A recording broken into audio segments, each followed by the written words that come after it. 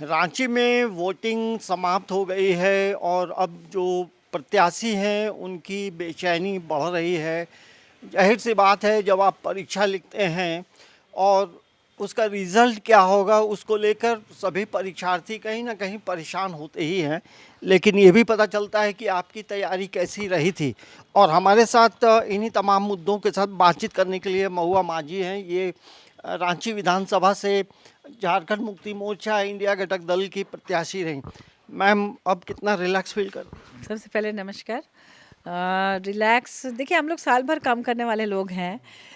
चुनाव में मेहनत करना पड़ा, उसके पहले भी मैं रेगुलर जनता के बीच ही रही। उनके सुख दुख में साथ देने के लिए आना जाना लगा रहता है। फिर उनके पर्व त्योहार में और जहाँ भी लोग बुलाते हैं मैं जाती रहती हूँ। इसलिए बहुत ज़्यादा चुनाव है, इसलिए सिर्फ मेहनत नहीं, लेकिन हाँ, एक चुनाव हो जाने के बाद जो फीडबैक मिल रहा है और जनता की आंखों से जो विश्वास दिख रहा है, उससे मैं बहुत उत्साहित हूँ। ये जो फीडबैक है वो गुड गुड है। बिल्कुल, इस बार हम जीत रहे हैं और ये जीत सिर्फ हमारी जीत नहीं, ये इंडिया महागठबंधन और हमारे माननीय हेमंत सोरेन जी की जीत है। क्योंकि जो काम उन्होंने किया, जो विश्वास जनता के मन में पैदा हुआ, और साथ ही हम लोग भी दिन रात जो जनता के बीच काम किए, एक परिवार मेरा का झारखंड मुक्ति मोर्चा परिवार ही है हम सबके लिए।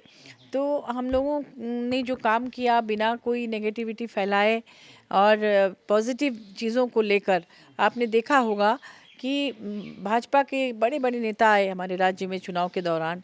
कई मुख्यमंत्री आए, कई पूर्व मुख्यमंत्री आए, बड़े बड़े नेता आए, और उनका एक ही मकसद था लोगों के मन में नफरत पैदा करना। वो सिर्फ धर्म को लेकर और सांप्रदायिकता को बढ़ाने के लिए वो अपनी बातें करने लगे, व्यक्तिगत हमले किए, बटोगे कटोगे जैसे एकदम निचले स्तर का नारा यूज़ किया। लेकिन आपने देखा होगा कि झारखंड मुक्ति मोर्चा से एक भी व्यक्ति, चाहे वो हेमंत सोरेन जी हो, चाहे कल्पना सोरेन जी हो, चाहे और दूसरे नेता हो, या मैं खुद का भी बता रही हूँ, हम लोगों ने एक भी शब्द किसी के खिलाफ नहीं कहा, कोई व्यक्तिगत हमला नहीं किया। हमने सबके बारे में सम्मान के साथ बात की। हमने मुद्दों पर बात की, विकास को लेकर बात की कि उनके कार्यकाल में ये नहीं हुआ, हमारे कार्यकाल में ये हुआ। तो ये जो पॉजिटिविटी है ना, ये जनता को अच्छा लगता है। मैम, ये बताइए कि आपके जो यहाँ जो ओपोनेंट हैं सीपी सिंह, वो भी दावा कर रहे हैं कि मैं 20,000 वोट से जीतूंगा, 15,000 वोट से। मतलब अलग अलग बातें हो रही हैं, लेकिन जीत का दावा उनका भी है। तो आपका आधार क्या है कि हम जीत रहे हैं, कैसे आप जाने? देखिए, किसी व्यक्ति को 5 साल भी मिल जाए जनता से, तो उसमें अपना काम करके दिखाना चाहिए कि आपने, जनता ने आप पर विश्वास किया, आपने क्या किया। अब उनको मुझे लगता है कि 30 बार, मैंने 30 साल लगभग उनका होने को है, और इस बीच में जनता ने उनको, उन पर 6-6 बार विश्वास किया। लेकिन आप बताइए कि राजधानी इतनी अहम जगह है, कहीं से भी राजधानी राजधानी लगती है, तो ये उनकी जिम्मेदारी थी कि उस काम को करे। वो नगर विकास मंत्री भी थे इसके पहले 2019 तक। उसके अलावा उनको कितने हेल्पिंग हैंड्स मिले आपको मैं बताती हूँ। 2000 साल में झारखंड बना। झारखंड बनने के बाद से लेके 17-18 साल यहाँ पर बीजेपी की सरकार रही, जिसमें बाबूलाल मरांडी जी से लेकर अर्जुन मुंडा जी से लेकर रघुवर दास जी तक रहे। अर्जुन मुंडा जी 3 बार मुख्यमंत्री बने, तो देखा जाए तो 5 मुख्यमंत्री उनके रहे 17-18 साल में। नगर विकास मंत्री थे सीपी सिंह जी, उनको 7 सांसद मिले, भाजपा के 7 सांसद रांची के क्षेत्र से रहे। उनको मेयर और डिप्टी मेयर जैसे महत्वपूर्ण लोग मिले, जिनके पास हजारों करोड़ का फंड होता है डेवलपमेंट के लिए। 53 में से मैक्सिमम जो पार्षद हैं उन्हीं के थे, भाजपा के थे, क्योंकि जिसकी सरकार रहती है उनके ही होते हैं ज़्यादातर। वो भी थे। उनको डबल इंजन की सरकार मिली, केंद्र सरकार से भी, गवर्नर भी उन्हीं के थे। इसके बावजूद अगर रांची रांची नहीं बनी, राजधानी नहीं बनी, तो ये किसकी गलती है? और जनता सिर्फ, आप उनके घर जाके चाय पी ले तो जनता खुश नहीं होती। जनता ने जो काम आपको दिया है, आपको वो काम करके दिखाना है। कौन सा विजन था इसको लेकर? कोई काम नहीं हुआ। मोनो रेल की बात आपने की, कभी वो हुआ ही नहीं। स्मार्ट सिटी की बात की, वो भी हुआ ही नहीं। आपने नली गली को भी कचरा बना दिया। ये पठारी इलाका है, यहाँ पानी जमना ही नहीं चाहिए। लेकिन रांची में आजकल एक बारिश में जिस तरह से बाढ़ आ जाती है और लोग नारकीय जीवन जीने को मजबूर हो जाते हैं, नाली का पानी घर में, ये किसका विजन था? सड़क को घरों से 6 फीट ऊंचा कर देना, तो पानी जाएगा कहाँ से? उल्टा नाली का पानी घर में घुस जाता है। तो तमाम चीज़ें से लोग परेशान हैं। जो फर्स्ट फेज का जो आकलन है वो आप लोगों का कितना आकलन है फर्स्ट फेज देखिए, हम लोग तो जानते हैं कि मैक्सिमम सीटें हम लाएँगे। मैं आँकड़ों पे नहीं जाना चाहूँगी, ये तो आप लोगों का काम है, आप बताएँगे। लेकिन सभी प्रत्याशियों ने बहुत अच्छी तरह से चुनाव लड़ा है, बहुत मेहनत की है।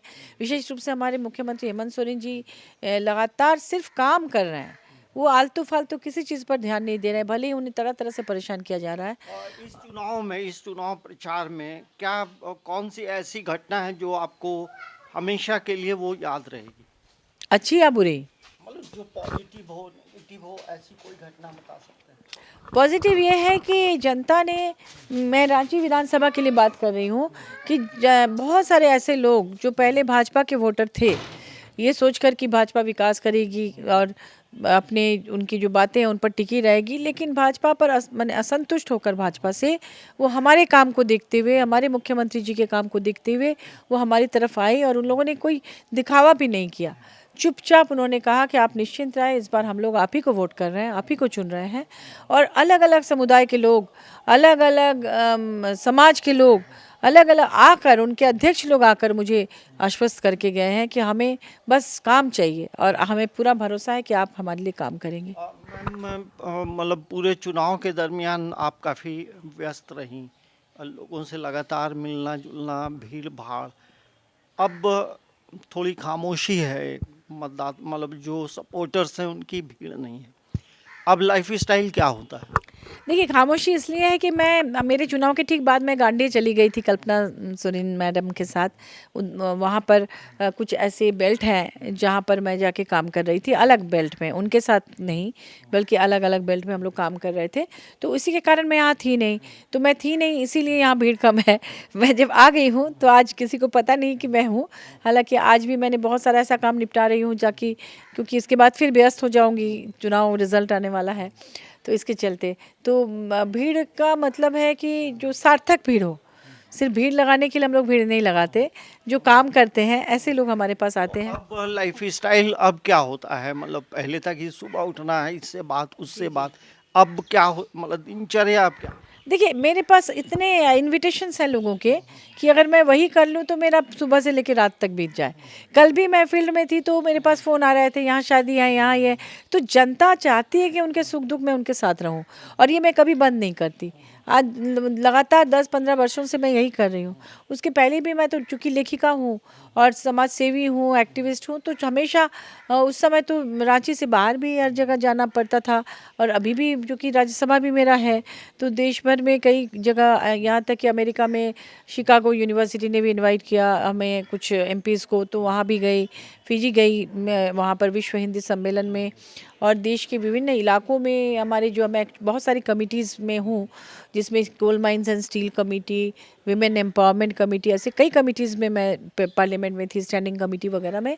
तो उसके लिए भी देश भर में बहुत इंपॉर्टेंट मीटिंग्स में जाना पड़ता है। मैम आप राज्यसभा सांसद भी हैं और अभी रिजल्ट आया नहीं है, आपकी क्या प्लानिंग है रांची को लेकर के?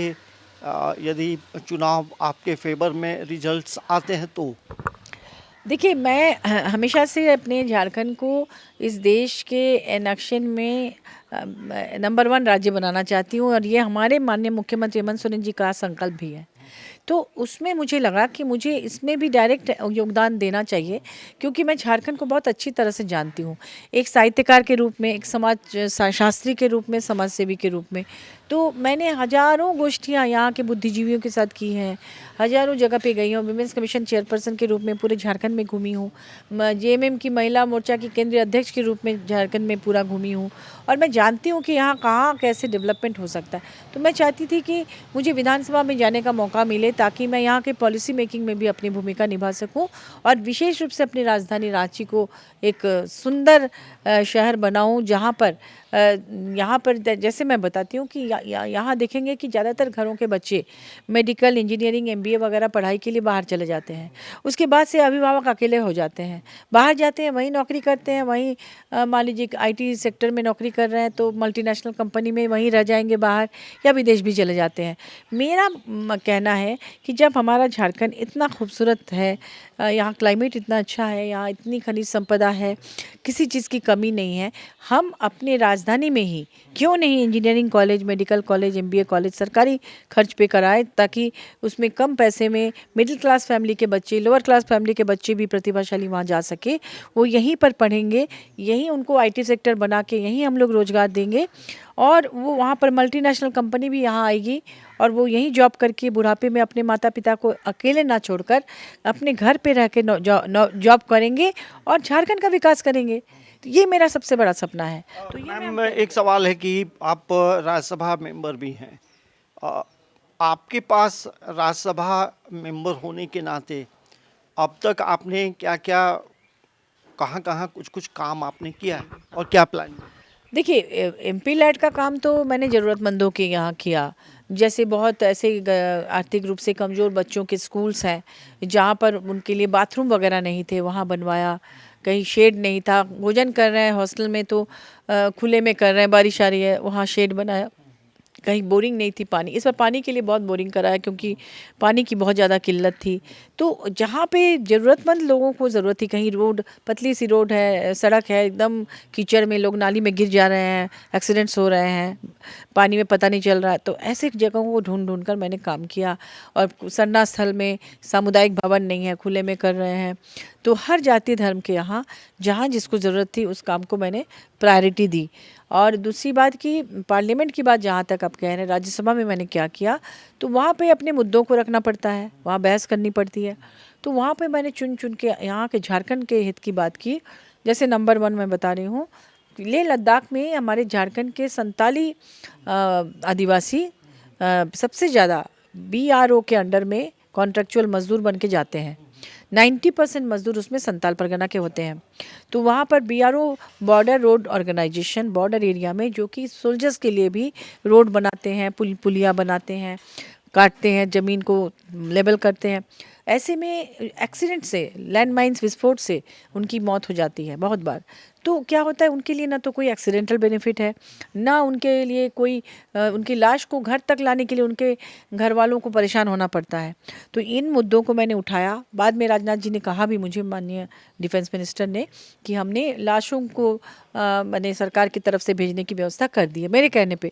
और उसके अलावा वहाँ उनको एक एक्सीडेंटल बेनिफिट मिले, लाइफ इंश्योरेंस पॉलिसी हो, उनका कोई नहीं ध्यान देता। ये एक मुद्दा था। झरिया में जैसे आग लगी हुई है, उसको मैंने कई बार उठाया। साथ ही यहाँ करकट्टा कोलियरी है खलारी में, सीसीएल के अंडर में, वहाँ भी आग लगी हुई थी। जब थोड़ा सा ही धुआं निकल रहा था, तब से मैं ये आवाज़ उठा रही हूँ कि इसे झरिया मत बनाइए, जहाँ सालों से वो जल रहा है आग। तो उसको रोकने के लिए मैंने पहल की। इसके अलावा मैं बताती हूँ कि जैसे सरना धर्म कोड का जो मुद्दा था, ये सब है। 1932 खतियान आधारित स्थानीय नीति का मुद्दा हो गया।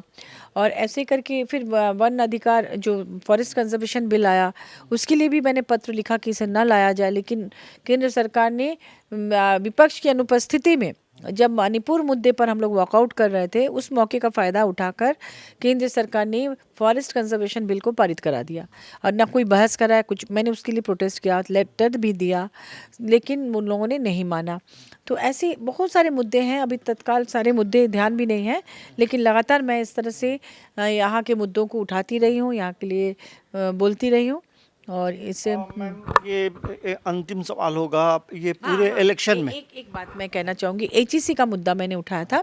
एचईसी में जो सैलरी नहीं मिल रही थी, उसको लेकर मैंने बात की। उस पर मुझे कहा भी गया कि आप ऑथेंटिकेट कीजिए। तो मैंने ऑथेंटिकेट करने के लिए डॉक्यूमेंट्स जमा किया।